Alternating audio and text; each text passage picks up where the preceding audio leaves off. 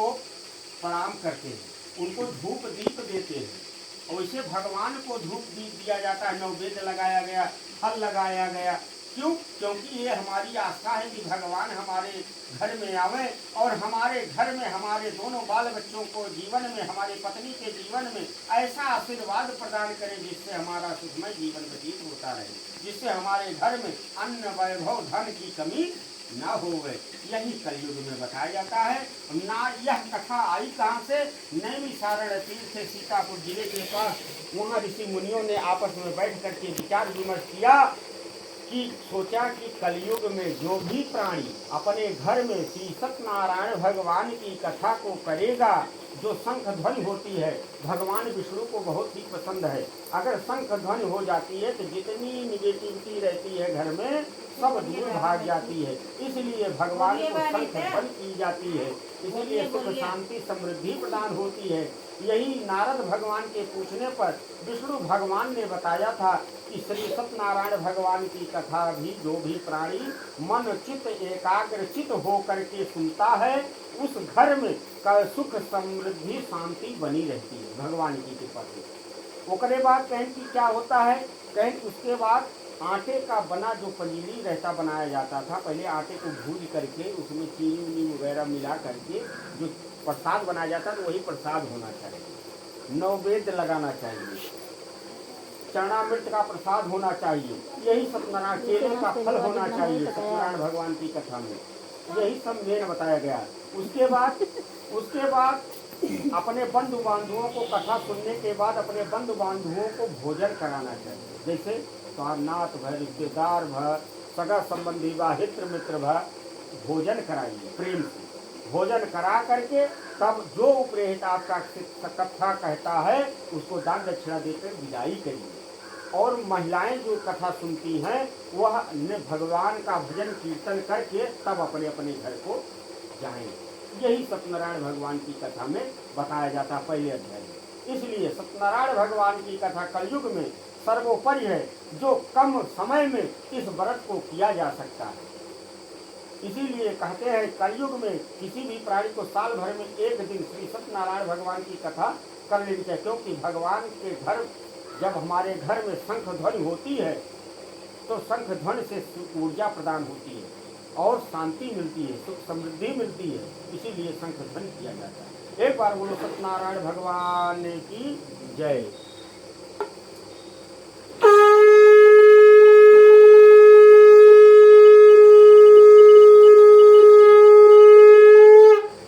ओम हरिओम भगवान चढ़ा जाए। जय दाएं अध्याय हो, जय दाएं भगवान का पुष्प जो है अर्पित कर दीजिए, फिर भगवान ध्यान करा।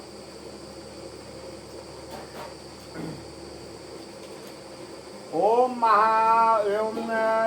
कुतोवाचाथानां सप्रवक्ष्यामि कतमेन पुरा तुझे काशीपुरे रम्ये हसे विप्रो निर्धना तुंगध्वजो व्याकुलो भूत्वा नित्यं राम भूतले उत्तम राम दुष्टाचा भगवान ब्राह्मण प्रिया ब्राह्मण रूप सप्रवक्ष्यादिवाचरत् इमं संप्रवसे विप्रं महीने तम सुदुता सर्वं श्रोतमिच्छामि कथा जो सत्तमा ब्राह्मणो वद्दारिद्रो आम भिक्षार्थे वे ब्रह्मे महिम उपायं विद्यानासे प्रायां कथयं प्रभो नादान्यो संपुष्टो भगवान कमलापते सत्यनारायणो विश्वासित फल पदार्थ सतम पूजनम विप्रयं मुक्तो भवति मानवा। श्री सत्यनारायण भगवान की कथा में दूसरे अध्याय में बताया जाता है कि कोई भी गरीब आदमी हो, जैसे एक गरीब आदमी था सुंदर काशीपुरी नगरी में, एक बहुत ही गरीब आदमी था। वह प्रतिदिन दूसरों के यहाँ भिक्षा मांगने के लिए सुबह निकल जाता था। जैसे हम लोगों का काम क्या है कि सुबह नहाया धोया अपने दुकान पे चले गए तो पैसा कमाने के लिए। और उस आदमी का क्या हाल था, उसके न खेती थी, न बारी थी, न घर था, न द्वार था, सिर्फ एक कमरा था, उसी में अपना जीवन यापन करता था। कहने का मतलब बहुत ही गरीब था। एक दिन वह पर डे सुबह होता था तो वो अपने भिक्षा मांगने के लिए निकल जाता था, पेट पालने के लिए। वह गया, रोज जाता था और रोज आता था, जो कुछ मिलता था मांगने पे उसको अपने घर में पका करके भोजन को ग्रहण करता था। एक दिन भगवान को दया आई, क्योंकि उन्हीं की बनाए हुए हम संतान हैं, यह पृथ्वी लोक में हमारा जन्म हुआ है तो भगवान की ही कृपा से हुआ है। हमारा भरण पोषण जो होता है यह भी उन्हीं की कृपा से होता है। अगर हमारे भाग्य में कुछ नहीं है तो नहीं मिलेगा। अगर आया हुआ भी पैसा चला जाता है इसलिए उनकी कृपा पात्र जब होती है तभी हमको आपको मिलता है, और जितना हमारा नसीब है उतना हमको मिलेगा, चाहे हम घर में बैठे रहे चाहे जहाँ। तो कर्म, इसीलिए कर्म किया जाता है, कर्म कर्म। इसीलिए भगवान श्री कृष्ण ने जब अर्जुन महाभारत हुआ था तो अर्जुन को यही उपदेश दिया था कि कर्म अड़े वाधिकारस्ते माँ फलेश कदाचन, कर्म करो, कर्म नहीं करोगे तो अच्छा ये घर बनवाना है, अगर आप मेहनत नहीं करोगे तो यह घर बन सकता है? नहीं बन सकता है। खेती में फल चलाओगे नहीं, बीज बोओगे नहीं, उसमें अंकुरित फल कैसे मिलेगा? तो कर्म करना पड़ेगा। इसीलिए कर्म करो, कर्म करने के बाद तब फल की चाट रखो, तब देखिए भगवान कल्याण करते हैं। इसीलिए भाग्य की रेखाएं तब उदय होती हैं जब हम आप कर्म करते हैं। कर्म अगर विहीन हो जाए, अगर हम अपने खाट पर सोए रहें और सुबह 9 बजे उठें, क्योंकि सूर्योदय के पहले जो भी प्राणी उठ जाता है, जैसे सूर्य न उगा रहा है तब उठ के अपन दिनचर्या कार्य करके अपने अपने नहा धो करके 7 बजे 8 बजे तक रेडी हो जाना चाहिए। इससे क्या होता है, जितनी मानसिक एकदम संतुलन था वो सब संतुष्ट हो जाती है। अगर ये 9 बजे तक सोआ, 9 बजे खटिया पर तब उसके बाद नहा धोआ टहरा घूमा अपने बाद, तो ऐसा कर्म विहीन, इसको कर्म विहीन कहते हैं संस्कृत भाषा में। कर्म अगर करते हो तो उसका फल जरूर मिलेगा, आपका परिवार सुखी रहेगा, आपके बाल बच्चे जीवन में सुखी रहेंगे, माता पिता सुखी रहेंगे।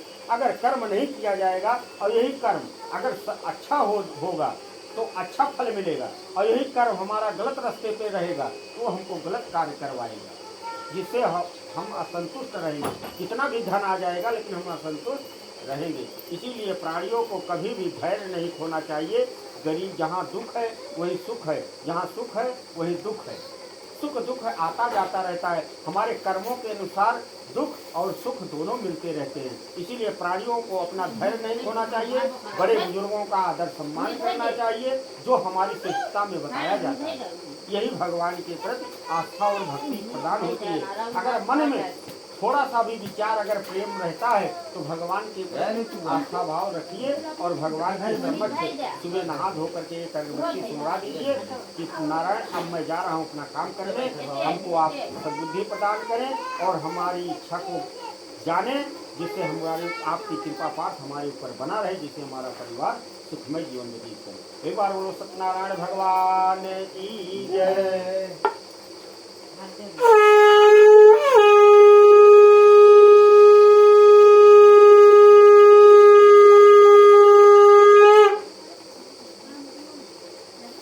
समझ में आओगे भैया? ध्यान से सुनत जाए दोनों दिन।